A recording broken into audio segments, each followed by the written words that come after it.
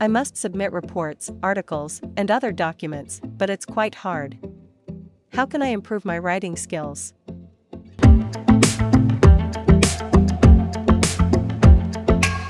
Don't forget to subscribe to Lang Explorer to show your support. Occasionally, you must elaborate in a foreign language, such as academic articles, reports, short essays, and other documents, but preparing such writings is challenging. Your mother language influences how you think and compose phrases, whether it's English or anything else.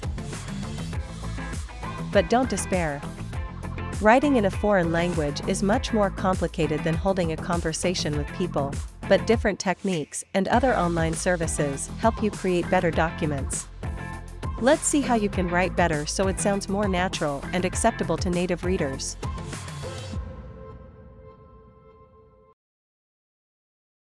Writing sentences properly in a foreign language is complex, even for the most advanced students.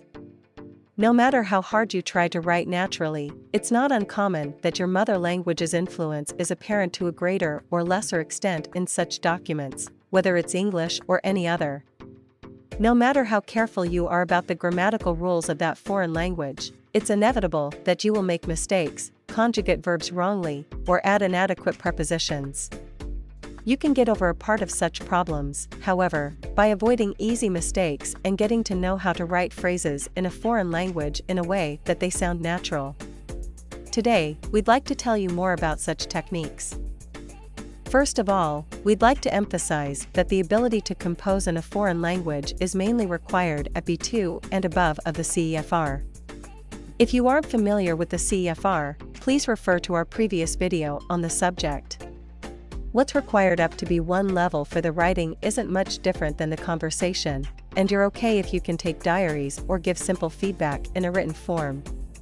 However, at B2 and above, you'll be expected to be able to write proper sentences in the form of reports and essays to submit for university and vocational school classes, and people will expect you to write well in that foreign language, as you're already quite fluent in your social life. However, while in the conversation, it's enough to communicate with each other. You have to use more sophisticated expressions for such writing, so you will need to be creative in this respect.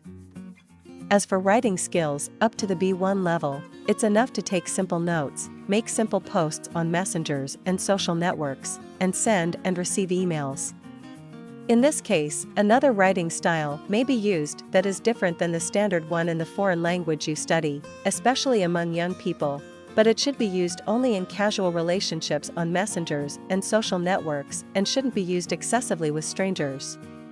In addition, since these expressions are basically written versions of everyday conversations, you don't need to use highly complicated grammar or advanced vocabulary. You're okay if you pay enough attention to spelling, conjugation, and other grammatical rules you've already studied.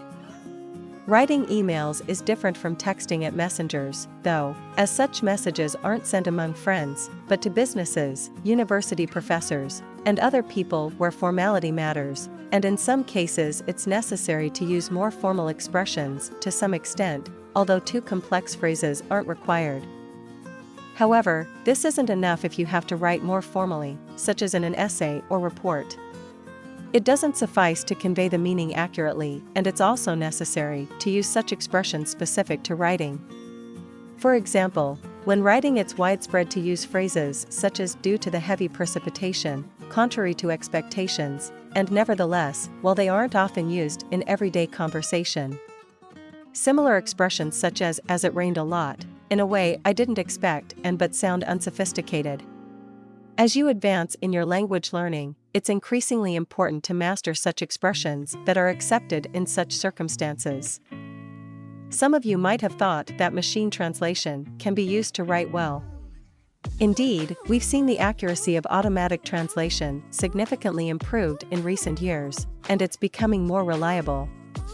However, even so, we can't expect it to be entirely correct, and in some cases, translations may be omitted, so it's essential to double-check it with humans. There's also a practical reason to avoid machine translation for complex and confidential texts. There's a possibility that a client's personal information could be leaked when a contract is machine translated, and this could lead to a severe problem. Though this service is undoubtedly convenient, we can still say that, at least for now, it isn't enough to cover all situations, so it's still necessary to adequately express sentences in the language when studying a foreign language. An excellent way to develop such writing skills is to read many texts in your field of study and imitate their style. For example, if you're studying psychology, always try to ask yourself if you can use this expression in your writing every time you read a textbook, and write down such expressions that you think you can't use, especially those you'd like to, and review them from time to time. Then read them aloud or try to make sentences using them so they become part of your vocabulary. When we talk about it, we deal with two types. First, the passive one, or words that you understand when you read or listen to, but that you can't use to transmit information. And second, the active one, or words you can understand and use to convey information. It's crucial to make both unlearned and passive vocabulary into the active one. When developing writing skills, it's essential to increase your active vocabulary through exposure to various texts. When you acquire language skills at C1 or above, it's likely that, on the one hand, you'll major in a specific field of study at a university or another higher educational institution. On the other hand, you'll be increasingly expected to have a certain level of writing skills in fields other than your specialty. In particular, when living abroad, it's essential to have the skills to write for different purposes, such as short essays for local newspapers and business plans.